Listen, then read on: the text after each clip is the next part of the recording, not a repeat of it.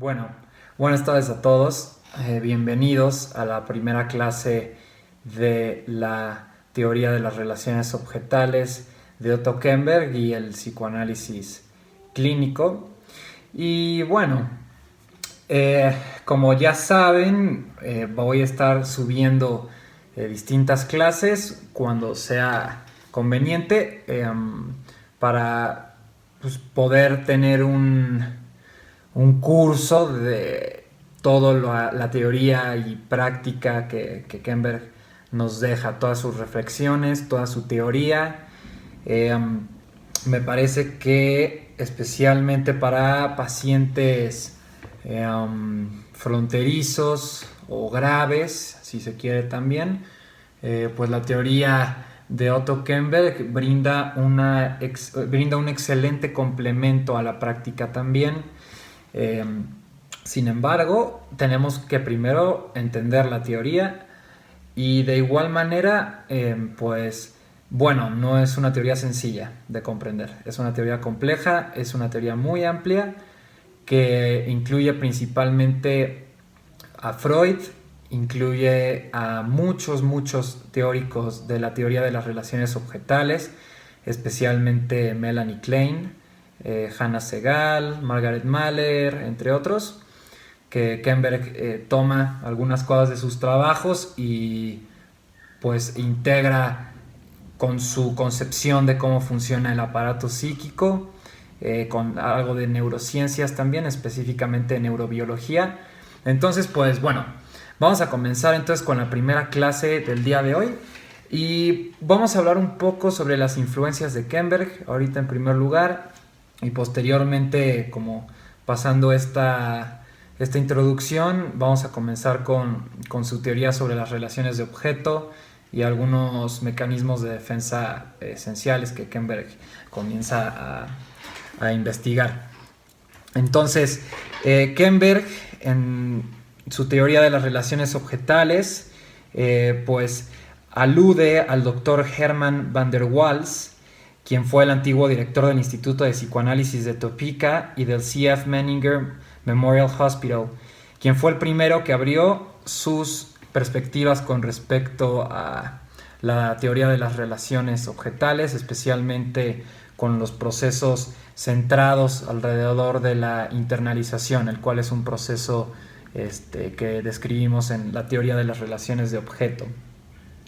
También agradece al doctor John Sutherland, quien fue el editor internacional del Journal of Psychoanalysis y consultor principal de la Fundación Menninger, donde Otto Kemberg estuvo pues investigando justamente a este tipo de pacientes fronterizos, incluyendo la teoría psicoanalítica. También algunos colegas que Otto Kemberg menciona de la Fundación Menninger tienen que ver con los doctores Robert Wallerstein, también Gertrude Ticho, Anne Applebaum, Stephen Applebaum, Leonard Horwitz, Ramón Gansarain y Peter Hartokolis. También especialmente el doctor Ernest Ticho fue alguien que estimuló mucho la percepción de Kemberg en cuanto a sus formulaciones teóricas, especialmente desde la psicología del yo, que pues bueno, a lo largo de todas las obras de Kemberg podemos ver claramente que hay un énfasis importante en cuanto al yo y al self o el sí mismo. Entonces vamos a continuar también cuando Kemberg menciona a Edith Jacobson como una de las teóricas más influyentes dentro de su trabajo, una teórica para mi gusto sumamente interesante, especialmente en cuanto al desarrollo del superyo. Y también habla Kemberg sobre cómo el libro de Edith Jacobson, The Self and the Object World, el self y el mundo de los objetos, influyó fuertemente su trabajo y su perspectiva teórico-práctica. Asimismo, también agradece a los doctores Margaret Mahler, Harold Bloom, John Frost, Nathaniel Ross, Martin Wang y Donald Kaplan. por el aliento y la ayuda que le ofrecieron a lo largo de su obra. Entonces, solamente quería como repasar esta parte para poder comprender como cuáles son algunas de las influencias más directas que Kemberg tuvo con respecto a su perspectiva analítica y su práctica analítica también. Así que, pues bueno, vamos a comenzar entonces ahora sí con el prefacio de la teoría de Otto Kemberg y posteriormente comenzaremos con las bases. Entonces, Kemberg estaba convencido de que habían ciertos tipos de pacientes que no correspondían a la psicosis o a la neurosis, y de igual manera se da cuenta que distintos planteamientos metapsicológicos no concuerdan con la práctica analítica, por lo que Kemberg se interesa mucho en cuanto a la metapsicología psicoanalítica y hacer un análisis sistemático de los propuestos ya hechos por distintos analistas, especialmente como dije en la teoría de las relaciones de objeto. Entonces, Kemberg comienza por explicarnos los derivados de las relaciones objetales. Kemberg nos menciona que la observación de pacientes que padecen de desórdenes caracterológicos graves tienen ciertas características muy específicas que el Dr. Kemberg logró destacar. Y una de estas características esenciales es la exoactuación, o sea, hay una sobreactuación de los comportamientos. Y también, como va a decirnos Kemberg más adelante, de los afectos también. Entonces, estos pacientes demuestran que hay como una impulsividad selectiva. A lo que se refiere Kemberg con esto es a que existen en este tipo de pacientes fronterizos áreas donde quizás aparentemente parezca que son estables en ciertas áreas, pero dice Kemberg que va a haber mínimo un área en específico donde va a haber una falta de tolerancia a la frustración y sobre todo una impulsividad muy marcada. Entonces, esto fue algo en primera instancia que Kemberg comienza a notar, esta falta de control de los impulsos en este tipo de pacientes. Algunos pacientes también, dice Kemberg, pueden ejercer un control quizás un poco más eficaz en ciertas áreas. Los impulsos quizás puedan controlarlos un poco mejor, pero dice Kemberg que siempre hay un área donde escapa este control de los impulsos y que justamente esta área es la que termina por afectar fuertemente al sujeto, al paciente. Entonces hay una activación de manifestaciones específicas, dice Kemberg, especialmente contradictorias. Kemberg dice que el paciente fronterizo es contradictorio. Entonces Kemberg dice que da una impresión de que hay un tema en específico en la vida del paciente que aparentemente está como dividido en dos, y que esa división de ese aspecto se contradice uno del otro. Entonces Kemberg se da cuenta que hay como una vida psíquica, por decirlo así, dividida o departamentalizada, como él la llama. Por ejemplo, nos menciona Kemberg dos casos al inicio de su teoría y dice, entonces dice Kemberg, por ejemplo, un paciente variaba constantemente entre graves temores relacionados con la actividad sexual y una conducta sexual impulsiva, siendo cada uno de estos estados temporariamente sintónicos con su yo durante sus respectivas apariciones. Otro paciente parecía algunas veces estar mintiendo impulsivamente, mientras otras daba la impresión de sentirse culpable o avergonzado de sus mentiras. Insistía en que las mentiras ya no representaban un problema para él y acusaba airadamente de mentirosas a otras personas, el terapeuta, entre paréntesis. Lo más llamativo era la completa separación entre los momentos de mentir impulsivos y los momentos en que el paciente recordaba esas mentiras, pero no se sentía emocionalmente involucrado en ellas. Por el contrario, se mostraba firmemente convencido de que la mentira no era, o había dejado de ser, parte de su realidad psíquica. Entonces, podemos comenzar a notar aquí que Kemberg pues justamente nota que hay áreas en específico contradictorias de los pacientes fronterizos y que además parece, si lo vemos desde este punto de vista psicoanalítico que Kemberg le da, hay como una división del yo, como si el yo estuviera departamentalizado en dos secciones completamente distintas, las cuales no se alcanzan a percibir de manera consciente por el paciente. Entonces, en términos más generales, podríamos decir que en estos pacientes hay una sobreexaltación justamente de la impulsividad. Una impulsividad marcada en un área específica que el yo conscientemente no logra percibir.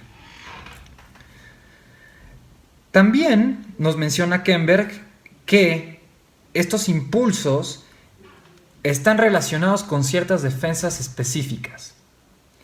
Kemberg comienza a investigar sobre qué mecanismos de defensa están involucrados con estos impulsos de este tipo de pacientes y qué relación hay con respecto a esta división del yo que el yo no logra identificar, no logra percibir de manera consciente.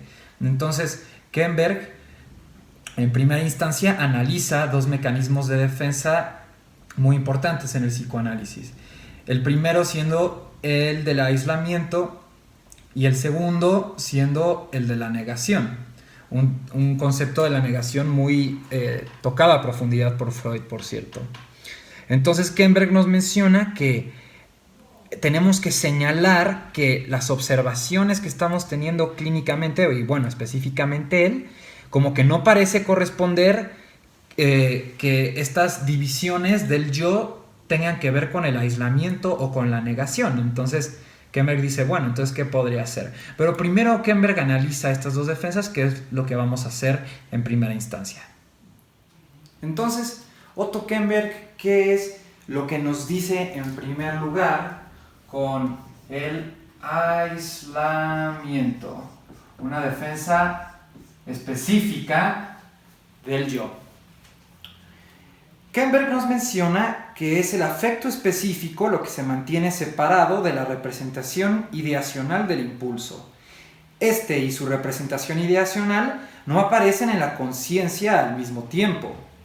Entonces, en primera instancia nos está hablando Kemberg de un afecto que está aislado de una representación ideacional, o sea, una representación mental, en otras palabras.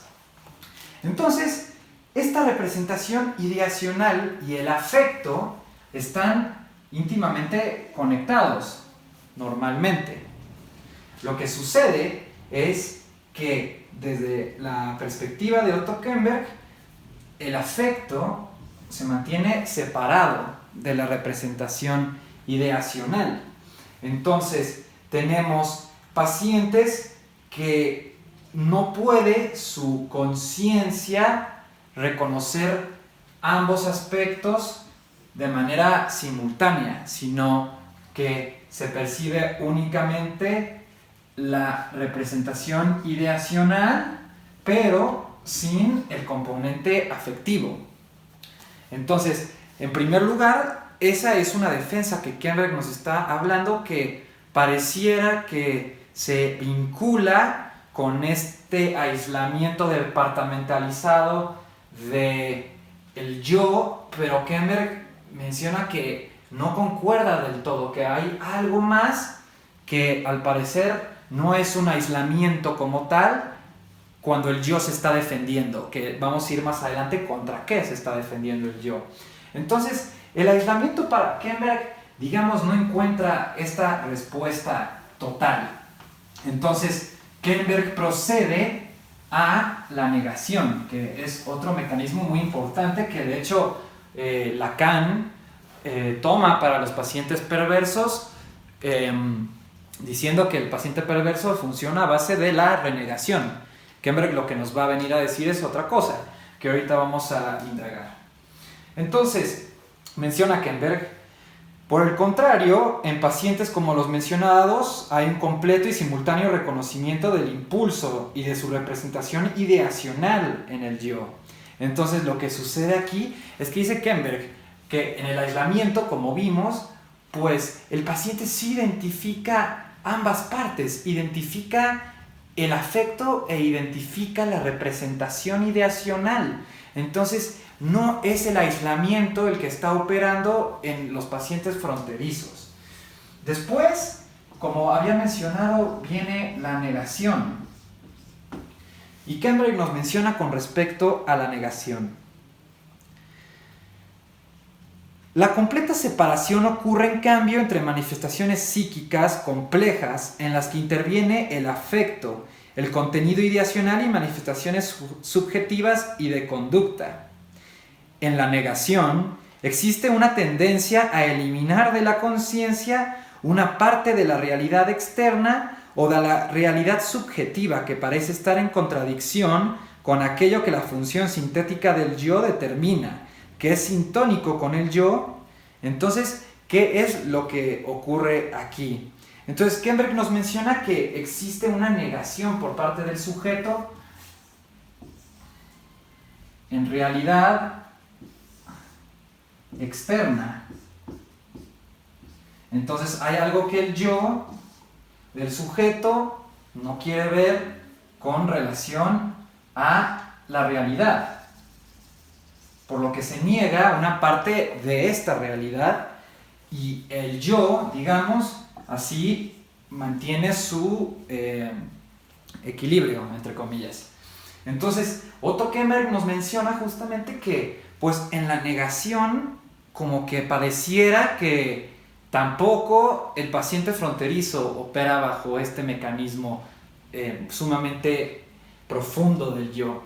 Entonces, Kemberg menciona, ok, pues tampoco el yo está departamentalizando estas representaciones, porque Kemberg dice como las dos partes de la vida del sujeto que son contradictorias, el sujeto, digamos que puede verlas desde cierta perspectiva, pero dice Kemberg, no desde una negación, porque ambas representaciones son conscientes y ambas representaciones incluyen un afecto, pero aún así están divididas por parte del yo. O sea que el yo no puede, digamos, integrar, no puede hacer una integración completa de el exterior. Y también dice Kemberg, el yo tampoco puede hacer una integración completa de él mismo. Entonces Kemberg dice, bueno, la negación entonces quizás tampoco sea un mecanismo operativo central en los pacientes fronterizos. Entonces, ¿qué es lo que Kemberg viene a decirnos después de esto?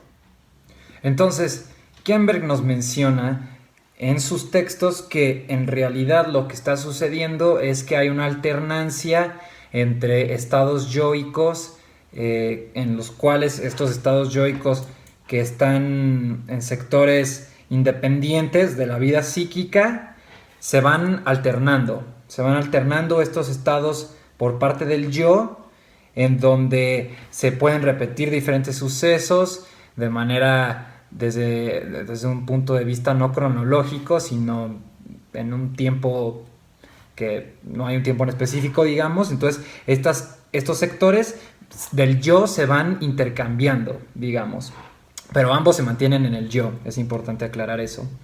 Entonces el yo justamente dice Otto Kemberg que pues hay alternancia entre los estados yoicos.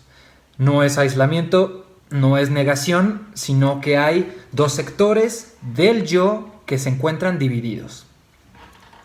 Entonces, nos menciona Kemberg lo siguiente. No cabe duda de que tal fenómeno refleja una debilidad del yo, si bien se presenta también como una estructura sumamente rígida. Ello me llevó a contemplar la posibilidad de que la activación altamente de estados yoicos contradictorios tradujera una organización defensiva específica. Entonces, aquí Kemberg ya nos está hablando que esta contradicción de lo externo y de lo interno no viene de estos mecanismos de defensa que ya conocemos como negación e aislamiento, sino que hay algo más en esta división del yo y del mundo externo. Quizás esta característica de los pacientes fronterizos es otra. A este respecto, Otto Kemberg hace alusión a los trabajos y a los comentarios de Freud de 1927 y 1938 acerca de la disociación de los pacientes, de diferentes pacientes, y además de la disociación, pues obviamente del yo. ¿Cuál es el fin del yo con lo que llamó escisión? Entonces, Kemberg analiza a profundidad el mecanismo que Freud publica en 1938 como la escisión del yo. Y tiempo después también Kemberg comienza a leer los trabajos detenidos y elaborados del Dr. Fairbairn, quien habla profundamente también de la escisión del yo en sus trabajos de 1952. Y pues Fairbairn considera, y también Freud, pero desde otro punto de vista, consideran esta escisión como una operación defensiva fundamental. Y Fairbairn la vincula esta defensa a sujetos esquizoides, en donde Kemberg va a decir después que los sujetos esquizoides pertenecen a lo que él va a llamar la organización limítrofe de la personalidad. Continuando, cuando Kemberg continúa con el análisis de la escisión del yo en el proceso de defensa de Freud de 1938, justamente comienza a darse cuenta que quizás la escisión del yo sea el mecanismo central de estos pacientes.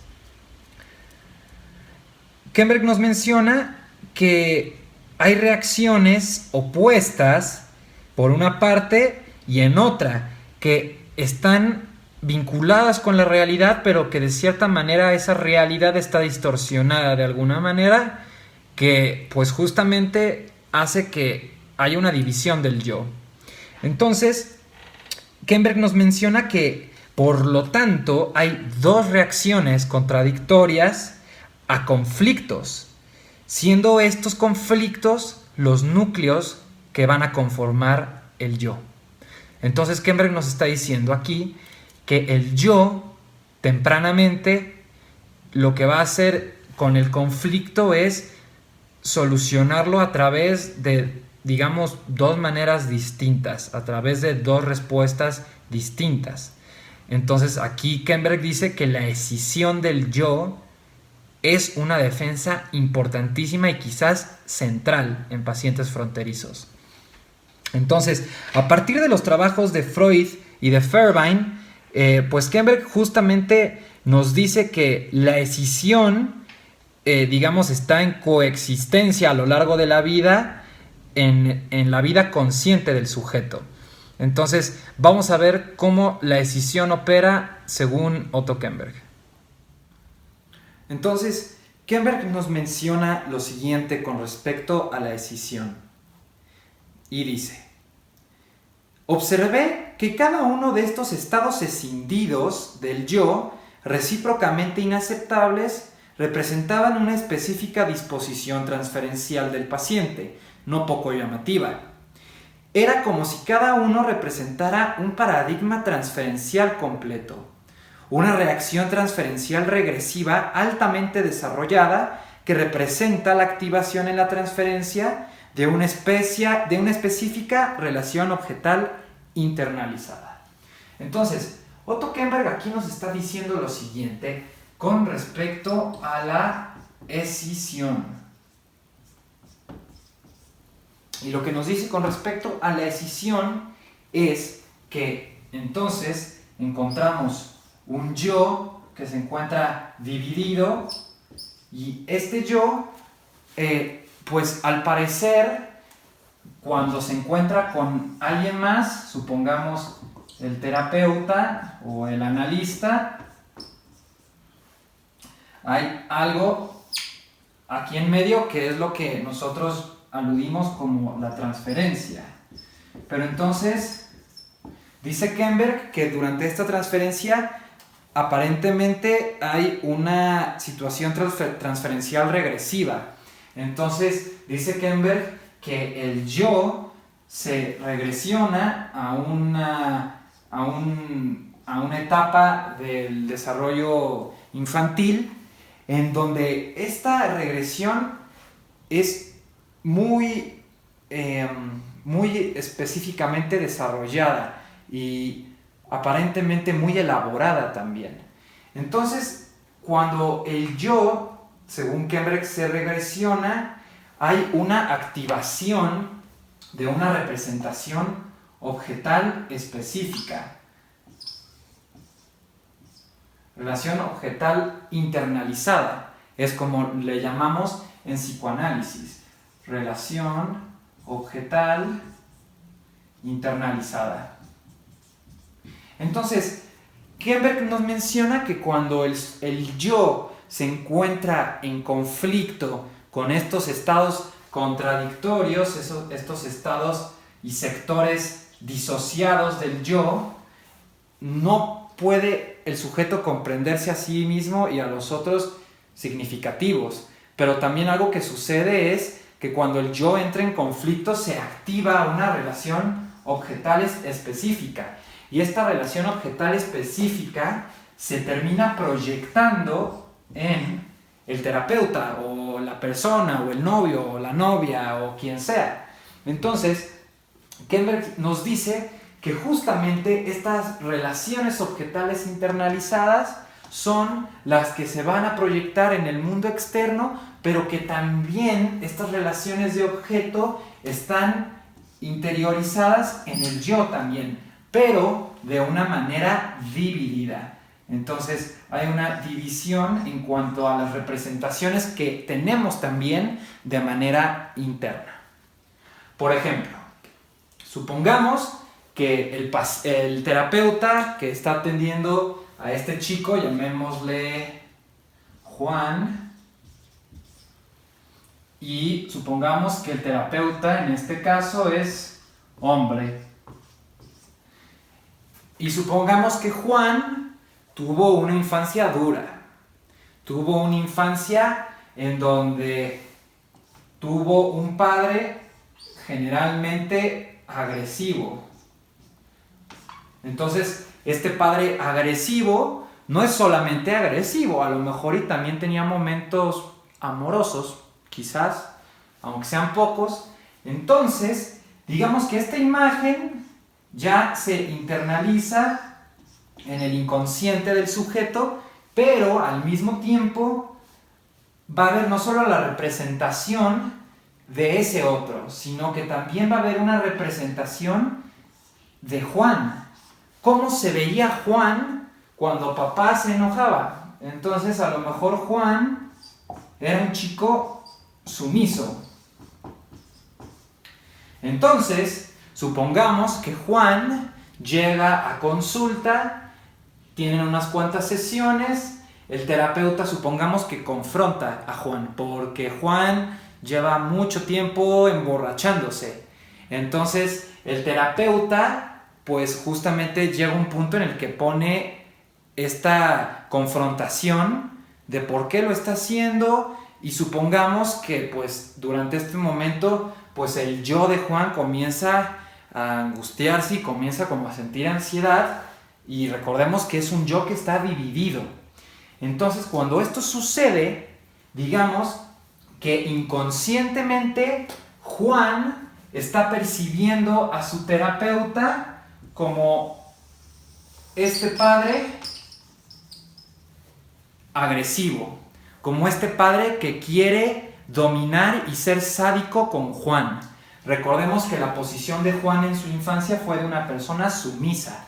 Entonces, Juan de manera inconsciente a lo mejor esté pensando que su terapeuta quiere destruirlo de alguna manera o quiere ser agresivo con Juan de alguna manera. Entonces a lo mejor Juan, digamos que termina diciéndole a su terapeuta que pues ya no quiere continuar con su análisis debido a que Juan piensa que el terapeuta va a terminar por arruinarlo completamente. Entonces, justamente aquí, la escisión es lo que Kemberg nos va a decir que va a ser un mecanismo fundamental cuando se trata de trabajar con pacientes fronterizos.